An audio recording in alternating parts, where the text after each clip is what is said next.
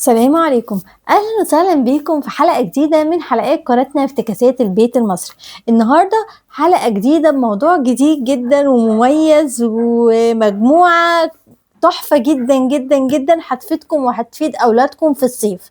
طبعا مجموعه زي ما احنا شايفين كده اعداد استاذ احمد فؤاد.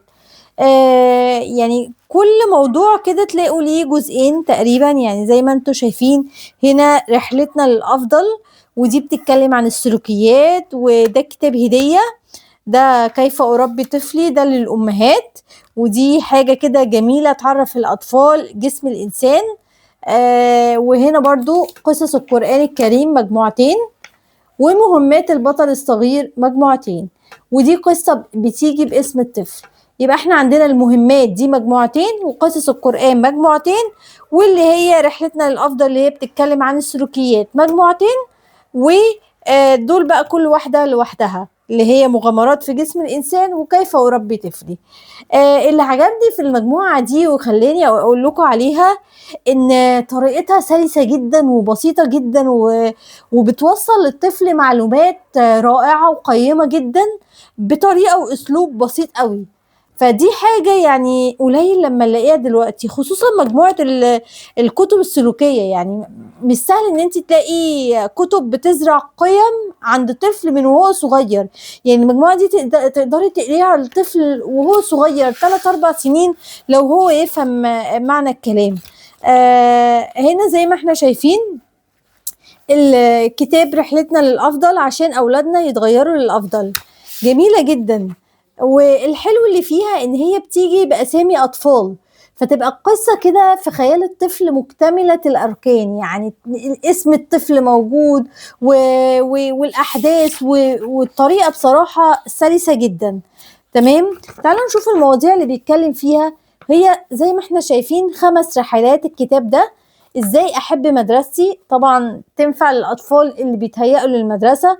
النظافة مهمة، الكسل عدو النجاح، آداب الكلام والتعامل، التبذير في المصروف.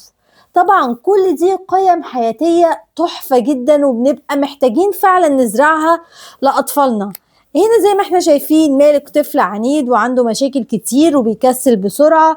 يعني الكلام في منتهى البساطة وباللغة العامية البسيطة، هي مش عامية بالطريقة فجة قوي، وفي نفس الوقت مش باللغة العربية اللي هي تخليكي تحتوي على كلام انتي يعني صعب محتاجة تشرحيه او كده. الفصل الاول زي ما احنا شايفين ازاي احب مدرستي، وبيحكي بقى القصة بتاعت ازاي احب مدرستي وقصة اياد. يعني قصص جميلة جدا جدا شايفين. والجميل بقى ان بعد القصة دي بيجيب لنا استفدنا ايه من القصة. زي ما احنا هنا اتعلمنا الاهمال بيضيع فرص حلوة، وكل مادة بنحتاجها في حياتنا، حفظ القرآن من غير مراجعة بيتنسى. كل جملة من دي قيمة لوحدها، قيمة بتتزرع جوه طفل صغير عشان تقدر تكبر معاه. الجميل بقى فيه هنا نصايح بتديها للأطفال، والأحلى وأحلى التحدي. يعني بيجيب لهم تحدي الأطفال يعملوه بعد، يعني ليه علاقة بالقصة. فدي فكرة جديدة وجميلة عجبتني جدا. يعني بص، اختار مادة واحدة من موادك وقرر تحبها الأسبوع ده حتى لو كانت صعبة. ذاكرها كل يوم وقت صغير، واسأل عن أي حاجة تقف قدام. يعني بيديله تحدي، وفي آخر الأسبوع أهو اسأل نفسك فهمت المادة أكتر، حسيت إنها بقت أسهل. فنبدأ ندي التحدي ونبدأ نطبق التحدي ونبدأ إن احنا نقيم في الآخر، وفي نفس الوقت بصوا الجمال، نشاط.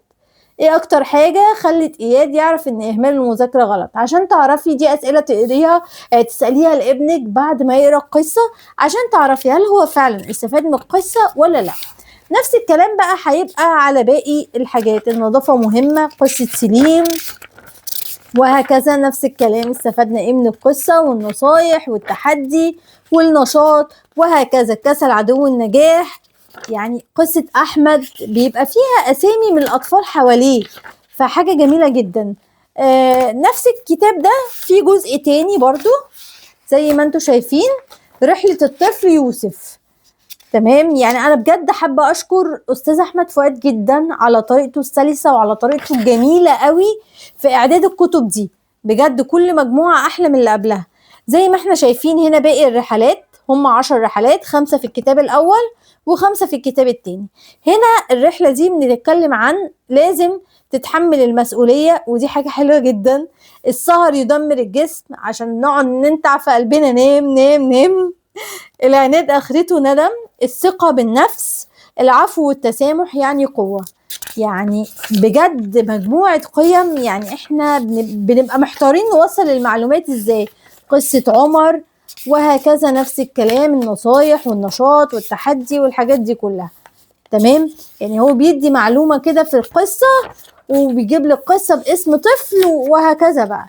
يعني بجد جميلة. يوسف وسيف، ويعني كل الأسامي كمان هتلاقيها موجودة حوالينا، يعني مش مفيش أسامي غريبة أو قديمة أو كده. قصة معاذ ده كده كتاب رحلتنا للأفضل، الجزء الأول والجزء التاني. تمام. نيجي للكتاب ده اسمه مغامرات في جسم الإنسان، استكشف نفسك. تمام. زي ما احنا شايفين هو بيتكلم عن أعضاء الجسم زي القلب والمخ والمعدة، أمعاء دقيقة، كبد. ساعات الأطفال بيسألونا عن الحاجات دي، وإحنا بنبقى نقول هنوصل لهم المعلومة إزاي. يعني بيبقوا أطفال صغيرة وعايزين نوصل لهم العلوم بطريقة سهلة. هنا أهو هم 6 محاضرات أو 6 مغامرات، يعني الدم والمعدة، الامعاء الدقيقه، القلب، المخ، الكبد. هتقولي لي في اطفال بتسال الاسئله دي؟ انا ابني وهو عنده 4 سنين او 5 سنين كان بيسالني عن الامعاء الدقيقه وعن ازاي الانسان بيعمل الاخراج. لما بدا يعمل اخراج لوحده بدا يسالني هو ازاي ده وبيجي منين والكلام ده. ففكره حلوه ان احنا نقدر نوصل لهم المعلومات دي بطريقه بسيطه وسلسه. يعني زي ما احنا شايفين اهي معلومات، ولقاء غير متوقع، خطر قادم، واهو برضو نفس الاسامي، فكرة الاسامي الحلوة دي. واحمد نصايح احمد بعد المغامرة.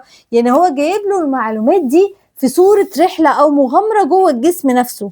ونفس القصة النشاط اهو، احمد شاف ايه، اكتب 3 حاجات احمد شافها جوه جسمه. وهكذا بقى المغامرة التانية في المعدة، بداية الرحلة، الحاجات دي كلها. تمام. ده كده الكتاب بتاع جسم الإنسان. ماشي. نيجي برضو لقصص القرآن، ودي بقى كانت تحفة، كانت مفاجأة بالنسبة لي.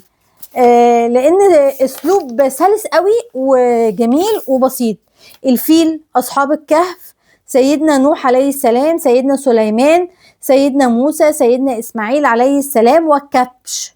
تمام. أهو بيقرأ قصة الفيل أهو، واهل مكة خافوا وسابوا المكان. ويعني مقسمها لك كده مجموعات بسيطة، بحيث برضو حتى لو ابنك لسه طفل صغير قوي تقدري كل يوم تديله حاجة صغننة.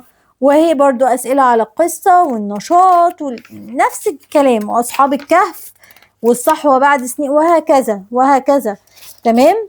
ونفس الكلام برضو في المجموعة التانية، قصص الانبياء اهي.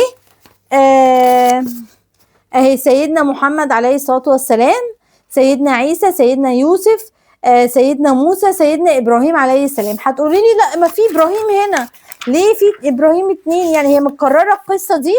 هقولك لا، ركزي هنا. هنا سيدنا اسماعيل عليه السلام مش ابراهيم، سيدنا اسماعيل والكبش. طب موسى متكررة؟ لا، هنا بيحكي سيدنا موسى عليه السلام مع الخضر والخضر. هنا بقى بيحكي قصة سيدنا موسى نفسها.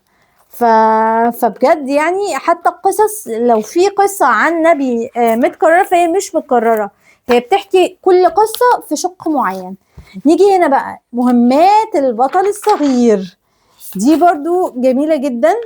بيعلمهم زي ما احنا شايفين اهي 6 مهمات، كل مهمة عن حاجة. ان الصلاة فرض مش مزاج، نقعد ننتع في قلبنا الصلاة الصلاة ويقعد يتدلع ومش عايزين نصلي ومش عارف ايه. فهنا بيوصل لهم الصلاة بطريقة لذيذة جدا. لما تغلط ما تقولش انا فاشل، فده بيعلمه الثقة بالنفس. التنمر مش بيقلل منك، ليا رأي ومش لازم اقلد حد. القناعة كنز لا يفنى. الشجاع الحقيقي اللي بيساعد غيره. زي ما انتم شايفين اهي ازاي الصلاة بتضيع. بيحكي له بقى لما نأجلها شوية، ورايا مشوار مش عارف ايه. ونفس فكرة الأسامي الجميلة جدا والحاجات الحلوة دي والتنبيهات والتحديات وهكذا. فبجد أنا أنصح أي حد بالمجموعة دي. بصوا هنا في الاخر شهادة تقدير ان هو اجتاز المهمات دي، يعني بجد جميلة المهمات اهي. الجزء التاني اهي، رضا الوالدين من رضا الله، اللي بيحترم نفسه الناس بتحترمه. ادمان الموبايل، احنا بنقعد نقول لهم سيبوا الموبايل اهو. التغذية السليمة، وقت فراغي كنز مهم، الصدق ينجي. يعني انا بجد انا مش عارفة اقول ايه لاستاذ احمد فؤاد واشكره ازاي على الطريقة الجميلة قوي اللي فكر بيها يوصل القيم والمعلومات دي والحاجات، سواء دينية سواء سلوكية سواء حتى معلومات جوه جسم الانسان. يعني انا مش عارفة اقول ايه، يعني كل مجموعة احلى من اللي قبلها. وكمان بيديني قصة جميلة هدية باسم الطفل، قصة البطل الصغير عبد الرحمن أحمد. فدي حاجة جميلة. بص ابني راسم الولد الصادق وفرحان قوي بالقصة. عايزة اقول لكم يعني هي قصة متبهدلة عشان هو قراها كذا مرة، وكانت عجباه وكان فرحان بيها. وهيتعلمنا ايه من القصة؟ يعني حلوة قوي القصة دي، بيبقى فيها اسم الولد نفسه، اسم ابنك نفسه. يعني سواء ابنك اسمه هو قرر عبد الرحمن، هو محمد ده صاحبه مثلا، اسم ابنك عبد الله، اسمه محمد احمد، ايا كان بيكتب لك قصة باسمه وفيها برضو قيمة. يعني هنا بيتكلم عن قيمة الصداقة، وبيتكلم عن يعني كلها قيم حلوة جدا. ودي بقى نصايح ذهبية لكل أم، ده كان مديهولي هدية. كيف أربي طفلك؟ زي ما احنا شايفين اهي، الاحتواء قبل التربية، أفهم طفلي الأول، بناء الروتين في حياة طفل العقاب ولا الثواب، غرس القيم والأخلاق في سن مبكرة، ازاي يتعامل مع نوبات الغضب، غذاء الطفل مش بس أكل، الأم كمان لازم تعتني بنفسها، طفلي والعالم الخارجي. نصائح ذهبية لكل أم. برضو الكتاب هنا رغم ان هو بيتكلم عن نقط تربوية للأمهات وكده، بس بيتكلم بنفس الأسلوب البسيط قوي قوي اللي في باقي الكتب، وملخص لكل فصل وهكذا. يعني كتاب فيه معلومات قيمة وفي نفس الوقت يعني بطريقة سلسة وبسيطة جدا. أي حد بسيط ايا كان، اي ام بسيطة جدا تقدر تقراه وتقدر تطبقه بمعلومات الكبيرة قوي والقيمة اللي فيه. انا بنصح اي ام بجد تجيب المجموعات دي لابنها، هتستمتع بيها خصوصا في فصل الصيف واحنا قاعدين فاضيين بالتحديات والمهمات اللي فيه. كل مجموعة بتبقى تقريبا ب75 جنيه، واحيانا بيعمل عروض وبيعمل كتب هدية وحاجات. يعني بجد انا بشكر استاذ احمد فؤاد على المجموعة القيمة دي. على فكرة انا مش اخداها هدية، انا شارياها والله العظيم، يعني عشان تبقوا عارفين بأمانة انا شارياها. بس عشان عجبتني فعلا فانا قلت لا لازم انصح الامهات بيها، لان سعرها بسيط وبتاخديها PDF وبتطبعيها في اقرب مكتبة او في بيتك عادي لو عندك طبعة، وبتبداي تشتغلي بيها مع اطفالك. يعني انا الكتاب مش مكلفني كتير وفي نفس الوقت جميل جدا. اسم صفحة ليه صفحة على الفيسبوك اسمها العالمي ستور.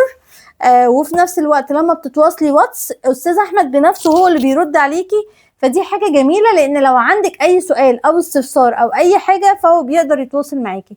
فدي حاجة جميلة وانا فوجئت بده في الاخر خالص، يعني لما طلبت كذا مرة وكده فوجئت ان هو بيقول لي انا الاستاذ احمد بنفسي. يعني لان كان الكتب ضاعت مني كمان، من ضمن الحاجات الحلوة كنت شارية الكتب وضاعت مني PDF، الواتس اتمسح وكل الحاجات اتمسحت، ولما طلبتهم بعتهم لي تاني.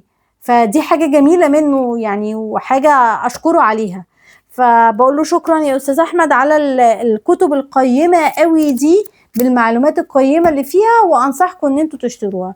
ولو اشتريتوها اكتبوا لي رأيكم فيها في الكومنتات، وأنهي أكتر مجموعة عجبتكم فيها. وما تنسوناش بقى من اللايك والشير والاشتراك. سلام.